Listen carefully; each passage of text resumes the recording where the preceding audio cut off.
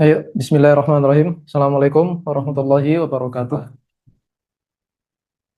Alhamdulillah, wassalatu wassalamu ala Rasulillah wa ala alihi wa ashabihi ajma'in amma ba'd. Baik, mari kita lanjutkan materi fikih ya, fikih Hanabilah, fikih dari apa?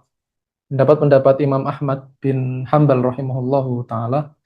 Jadi pembahasan sebelumnya kita menyinggung tentang adab-adab ketika istinja, ya, ketika istinja atau buang hajat. Nah, itu kemarin sudah kita sampaikan satu persatu.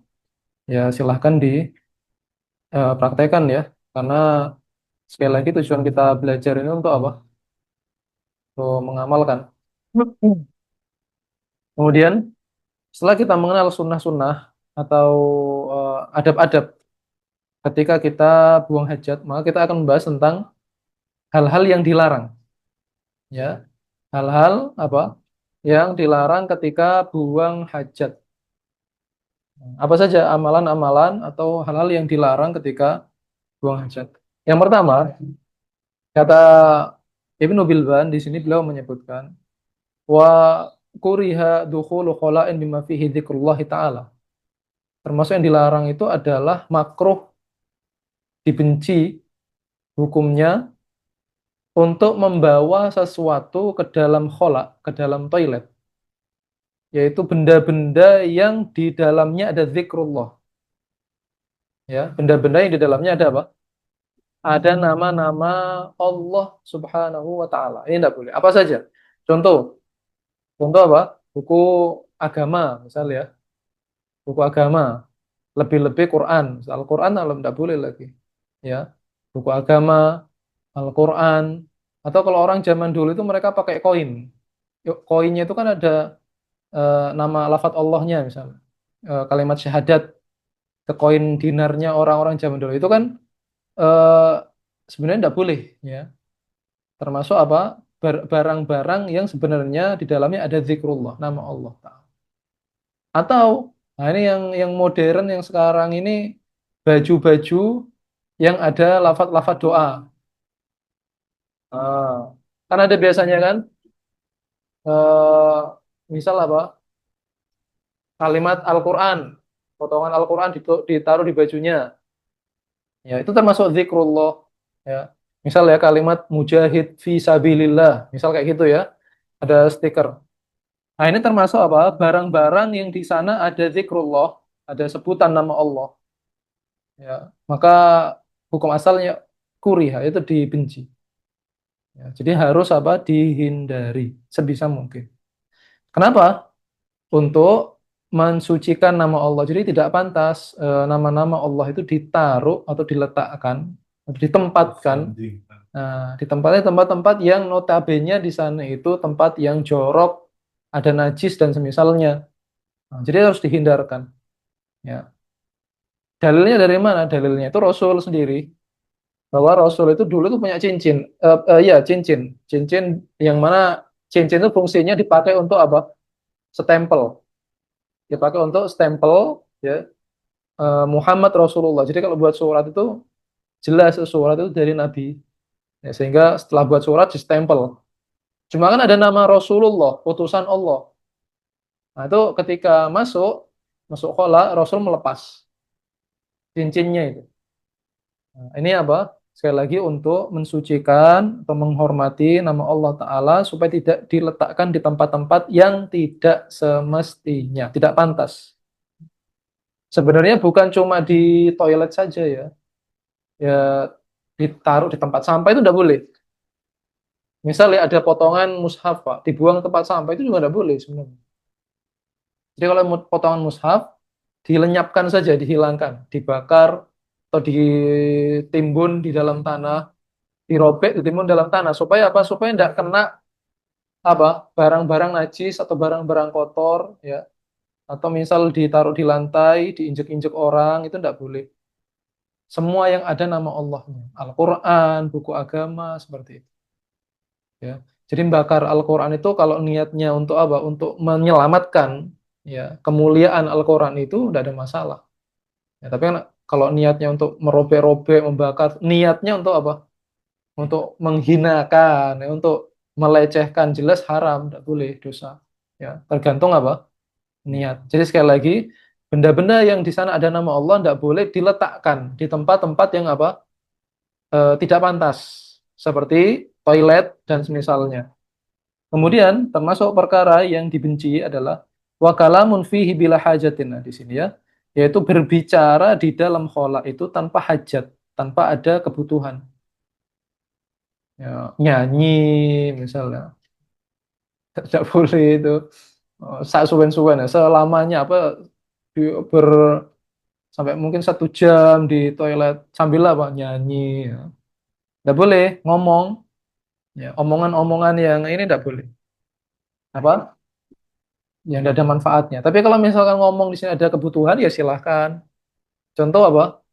Kita ke toilet, mungkin sabunnya habis, kan perlu ngomong. Minta tolong, misal istri kita, anak kita minta tolong ambilkan sabun di luar, sabunnya habis. Jadi kan ada omongan. Tapi ada perlu apa enggak? Ada kebutuhan apa enggak? Nah, ada kebutuhan, sehingga tidak ada masalah. Artinya tidak makruh, boleh. Tapi kalau jika tidak ada keperluan, ngomong terus ya ngobrol, misal. Biasanya nyanyi atau biasanya kalau di pesantren itu apa kamar mandinya sebelahan ngobrol lah seperti itu ngobrol sama temennya itu ndak boleh dihindari ya kenapa kalau ditanya alasannya apa alasannya sekali lagi toilet itu kenapa ndak boleh lama-lama karena di sana itu sarang jin dan setan ya dan alasan yang lain juga karena kita tidak bisa berzikir di sana iya kan ndak boleh seorang muslim itu berlama-lama untuk lalai itu ndak boleh. Kalau di dalam toilet nggak bisa zikir, berarti kan kita dalam kondisi lalai gitu. Tidak bisa mengingat Allah, tidak bisa nyebut Allah, lafaz Allah. Jadi tidak boleh lama-lama, makanya hukumnya makruh. Jadi kalau bisa cepat selesai, mending apa? Dipercepat. Nah, seperti itu. Kemudian yang keberapa? Yang kedua ya. Yang ketiga, waraf bin qabla dunuwin minal ardi ya. Ini juga ini banyak hal yang dibenci. Mengangkat pakaian. Mengangkat pakaian padahal belum mendekati tanah. Maksudnya apa? Jadi kalau kita buang hajat, kan kita kan butuh diangkat itu. Baju kan butuh diangkat supaya apa? Supaya tidak kena najis ya kan? Kapan diangkatnya? Kapan disingkapnya aurat itu? Ketika kita sudah siap. Sudah siap untuk apa? Buang hajat, sudah dekat. Tapi kalau misal eh, toiletnya masih di sana, masih jauh, toiletnya masih jauh, tapi orang itu sudah dikencing dulu. Nah, toiletnya masih jauh, tapi auratnya sudah apa? Diangkat dulu, disingkap dulu. Nah, ini hukumnya apa? Makruh. Dan apabila sampai dilihat orang, bukan makruh lagi, haram. Jelas maksudnya? Nah, dan ini juga banyak sekali. Biasanya kalau di, mohon maaf ya, di masjid-masjid umum itu biasanya kan ada orang mau wudhu, misalkan di linting ya, ke tempat wudhu atau ke toilet, sarungnya diangkat, sak paha. Nah, padahal tempat wudhunya di sana, auratnya kelihatan, ya. Ini banyak dikerjakan orang. Padahal harusnya kalau mau berwudu sampai di sana atau mau buang hajat ya, kita konteksnya buang hajat. Mau buang hajat, kalau sudah di tempatnya masuk di tempatnya baru dia apa? Diangkat supaya apa? Auratnya tidak tersingkap. Kalau sampai auratnya kelihatan dilihat orang haram ya. Bukan bukan makruh lagi tapi haram karena sudah dilihat. Nah, jadi makruh di sini karena sekedar mengangkat saja maka hukumnya makruh. Jadi sebenarnya gini, menyingkap aurat tanpa kebutuhan itu makruh. Ya. Seperti orang ini kan dia mau buang hajat, tapi kan masih jauh tempat toiletnya. Berarti kan sebenarnya nggak ada keperluan dia diangkat dulu kan, sarungnya, celananya. Jadi menyingkap aurat tanpa kebutuhan itu makruh ketika tidak dilihat orang. Ya. Tapi kalau ada kebutuhan ya nggak makruh. Misal di kamar mandi, mau kencing, apa, kayak emang butuh. Dan hukum makruh berubah menjadi haram ketika aurat itu disingkap dan dilihat orang. Ya, nggak boleh. Kemudian yang ketiga, keempat, yang keempat, wabaulin atau wabaulun fi syakin wa nahwi. Termasuk yang dimakruhkan itu adalah kencing. Nah, kencing apa? Kencing di lubang, ya, di lubang-lubang, lubang-lubang tanah, ya, atau tempat-tempat yang semisalnya. Di sini kita berikan keterangan, karena lubang-lubang itu tidak boleh dikencingi. Dikencingi aja nggak boleh loh ya. Apalagi apa? Dijadikan buang tinja. Kenapa tempat-tempat itu dilarang untuk dikencingi? Karena itu bisa menjadi sarang hewan-hewan yang berbahaya. Kalau misalkan ada ular, ular itu kan dia suka cari lubang-lubang. Ular, kalajengking, ya. Terus apa lagi kelabang, kayak gitu-gitu. Mereka tuh biasanya tinggal di mana? Di tempat-tempat yang liang-liang seperti itu.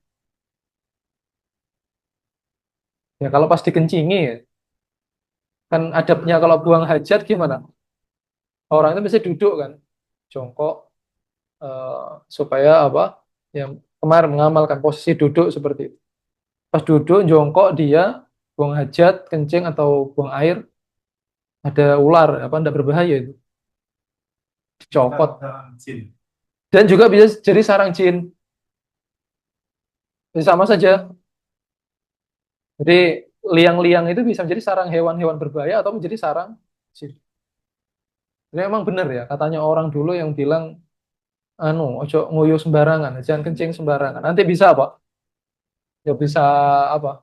Sambet, diganggu jin. Ah iya, itu ada benarnya. Itu bukan khurafat, itu ada benarnya. Makanya para ulama itu melarang apa? Kencing di tempat-tempat eh, apa liang-liang seperti itu. Ya selain ada jinnya ya mungkin ya dicokot, digigit ular ya. Kan bahaya itu. Kalau cokot-cokotan ularnya lumayan. Bisa ya. Kemudian apa? Yang berikutnya yang kelima. Wa sifar jin biyaminin. Menyentuh farji, kemaluan dengan tangan kanan. Nah, itu adabnya yang harus dihindari. Tata cara ya. Bila hajah, tanpa ada kebutuhan. Kalau butuh ya silahkan, bukan makruh. Contoh apa?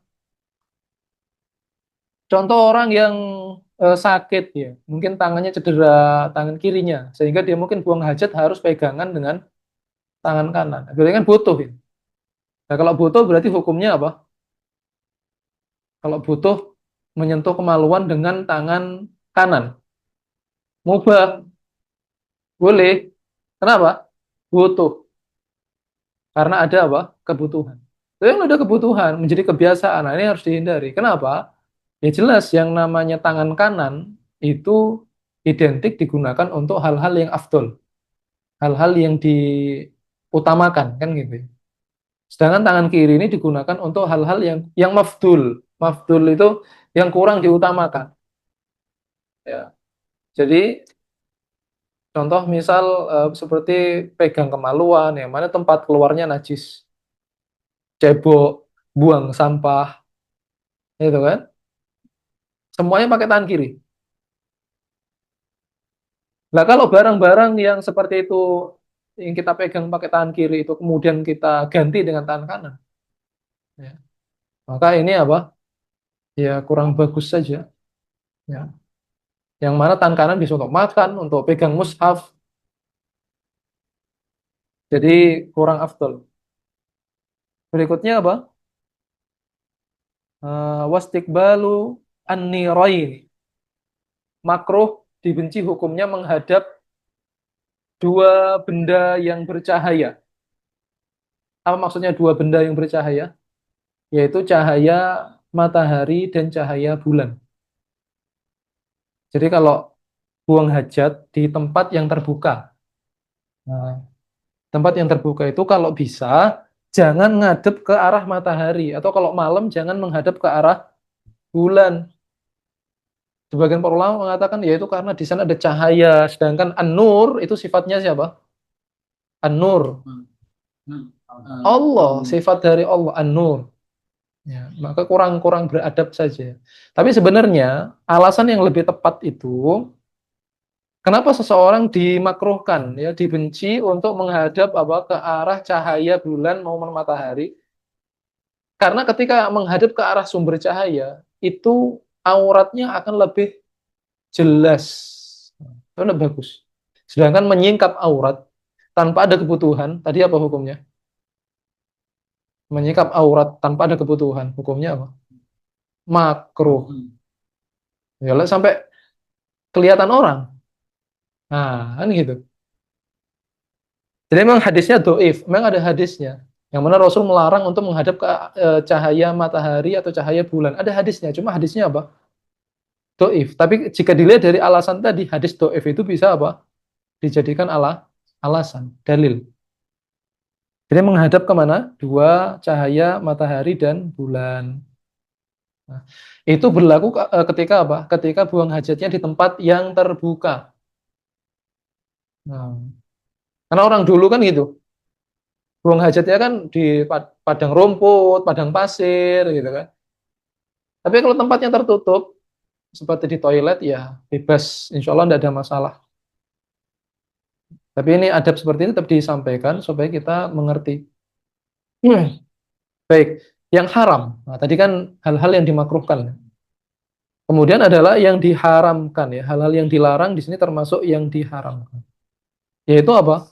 Wa harum istiqbalu qiblatin wastidbaruha fi ghairi bunyanin. Oke. Haram hukumnya menghadap kiblat atau membelakangi kiblat di tempat terbuka, bukan di dalam bangunan. Artinya apa? Kalau kita buang hajatnya di toilet yang itu tertutup, ada batas antara kita dengan kiblat, maka tidak ada masalah. Kita ngadep atau membelakangi kiblat nggak ada masalah. Tapi yang bermasalah itu jika buang hajat di tempat yang terbuka, kemudian kita menghadap kemana? Menghadap ke arah kiblat atau membelakangi kiblat. Itu nggak boleh. Dalilnya apa? Dalilnya larangan ini dari Nabi. Rasul mengatakan hadis sahih, Bukhari Muslim. Rasul mengatakan, "Idza ataitumul ghaita fala tastaqbilu al-qiblah." Jika kalian mendatangi ghaid, mendatangi tempat buang hajat, maka jangan ngadep apa? Hanya ngadep kiblat. Wala tastadbiruha, pun jangan membelakangi bibaulin wala ghaid. Apakah itu buang air kecil maupun buang hajat. Walakin syarriku au gharribu. Melainkan kalian menghadap ke arah timur atau menghadap ke barat. Karena memang posisi kiblatnya orang Madinah di mana? Posisi kiblatnya orang Madinah ke selatan. Lagi Mekah di mana? Madinah di utara. Kiblatnya berarti di selatan. Berarti nggak boleh ngadep ke selatan. Maka Rasul pesannya apa? Ngadep ke timur atau ngadep barat. Lah kalau kita orang Indonesia, kiblatnya di barat. Berarti nggak boleh ngadep barat dan timur. Tapi menghadap ke utara atau selatan. Nah, ini loh kok ini kan hadisnya umum ya. Rasul melarang untuk menghadap kiblat dan membelakangi. Hadisnya kan umum, bisa jadi di dalam atau di luar bangunan kan. Tapi kenapa di sini ulama Hanabilah mengatakan ini hadis berlaku untuk yang di luar bangunan. Adapun yang di dalam bangunan ada pengecualian. Apa itu? Hadis yang lain bahwa disebutkan sebagian sahabat itu pernah mendapati Rasul itu buang hajat di tempat yang tertutup, tapi menghadap ke arah kiblat. Jadi ini maklum ya, kadang gini, jangankan di zaman dulu ya, zaman sekarang aja orang kalau buat toiletnya kadang cuma ditutupi setengah badan saja kan, iya kan? Kayak mungkin di apa? Di desa-desa, di sungai-sungai, auratnya ditutup cuma setengah badan. Jangankan di desa, di sebagian kota saja, toiletnya itu cuma setengah badan saja, ada pintunya saja. Ya orang dari luar kan ngelihat, oh orang ini ngadep kemana kan ketahuan. Ternyata Rasul itu pernah buang hajat atau kencing di dalam tempat yang tertutup itu menghadap kemana? Kiblat. Sehingga ini berlaku untuk apa? Untuk yang di luar ruangan, di tempat terbuka ya. Tapi ya kalau misalkan kita untuk hati-hati tetap tidak menghadap ke kiblat ya boleh, lebih bagus. Itulah keluar dari apa? Perselisihan Pak di antara para ulama. Kemudian yang diharamkan berikutnya adalah walubthun fauqul hajah. Berdiam diri tanpa ada hajat. Meneng ya suwen-suwen di dalam apa? Toilet ya. Itu tidak boleh. Bukan makruh, tapi haram. Kata para ulama Hanabi itu haram. Tidak boleh di sana diam di sana. Karena yang lubthun fil apa fi apa fil ghaib yang menetap berdiam diri lama di toilet itu cuma setan saja yang di sana. Sedangkan manusia itu tidak boleh niru siapa? Tidak boleh niru setan. Betul. Yang manggon itu, yang bertinggal di sana kan setan. Berarti kalau kita berlama-lama di sana berarti kita meniru siapa? Meniru setan. Nah, itulah. Makanya hukumnya apa? Diharamkan. Jadi kalau ada apa di toilet, keperluan sudah selesai, sudah selesai. Karena ada orang kadang ini bawa komik, bawa koran, kalau dulu koran ya, bawa rokok, atau sekarang bawa HP, wes tidak tahu sudah dikerjakan, wes. Mungkin ngelamun, mungkin sambil ini tidak boleh haram, ya. Nah ini kebiasaan yang jelek. Haram yang berikutnya wabaulin atau wabaulun fitorikin maslukin wanah kencing di jalan yang dilalui orang. Jalan-jalan yang biasa dilalui orang, bukan jalan yang dilalui hewan ya. Ya kan? Kadang kita kalau mungkin kalau di hutan yang mana ada jalan-jalan yang mungkin jadi apa? Ada tapak-tapak hewan dikencingi itu kan bekas jalannya hewan, nggak ada masalah. Tapi maslukin maksud di sini jalan dilalui manusia, jalannya umum yang biasa dilalui orang. Itu hukumnya apa? Haram. Kenapa haram? Ya jelas karena mengganggu orang lain. Buang apalagi buang hajat di sana ya. Jadi kalau kencing saja dilarang di jalan yang dilalui, apalagi apa? Jalan dipakai berak. Nah, ya lebih haram. Wa nahwihi ya, atau yang semisalnya. Ya, intinya adalah tempat-tempat yang dilalui oleh orang-orang seperti gang gitu ya. Jalan atau gang atau tempat-tempat yang dilalui oleh orang. Kemudian apa? Wa tahta syajaratin musmiratin samaron maksudnya. Yaitu kencing termasuk dilarang adalah kencing di bawah pohon. Yang mana pohon ini berbuah. Ya, kencing di bawah pohon-pohon yang berbuah dan buahnya didatangi orang. Mungkin buahnya itu masih bisa dimakan atau mungkin buahnya itu untuk pakan hewan. Intinya buah dari pohon ini itu didatangi orang, masih bisa dimanfaatkan gitu loh. Entah itu mungkin dimakan atau yang lainnya, sehingga hukum kencing di bawah pohon itu apa? Haram, nggak boleh.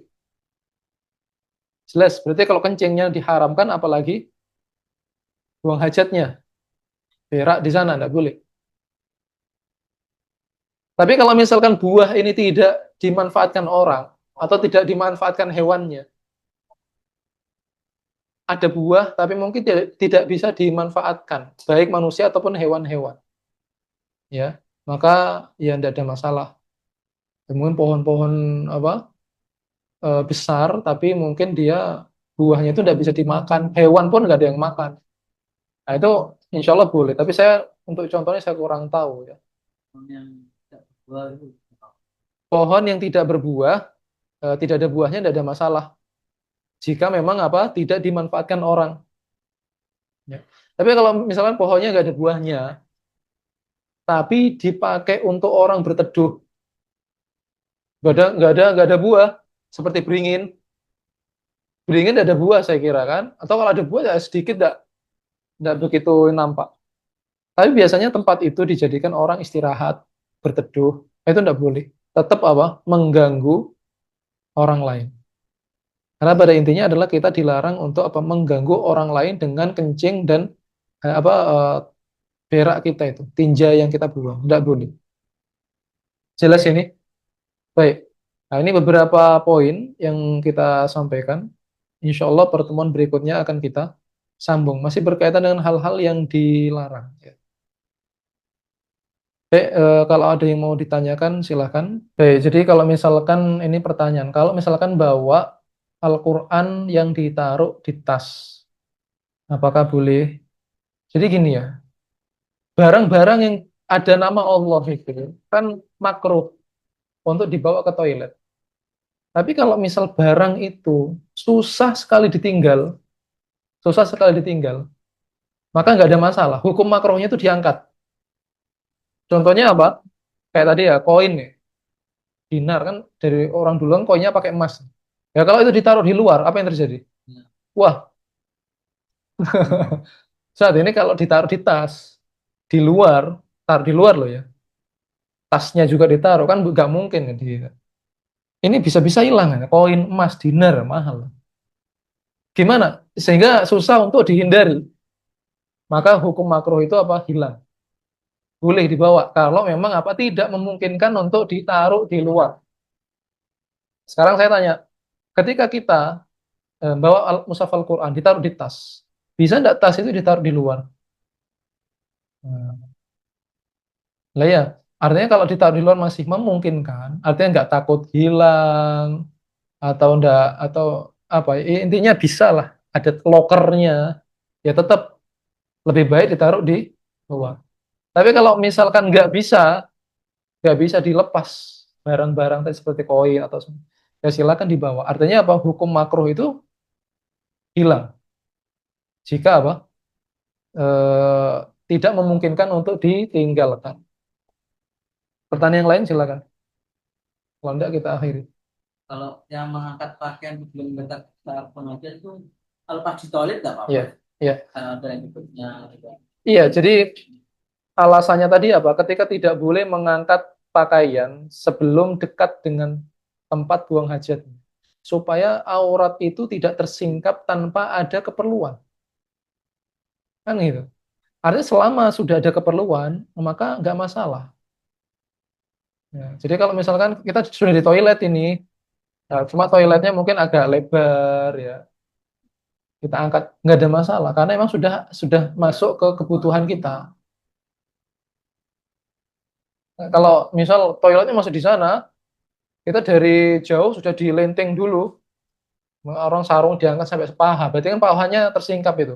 Kalau bapak-bapak kan paha aurat ya, apalagi ibu-ibu ya sama. Itu kalau sampai kelihatan, ya haram.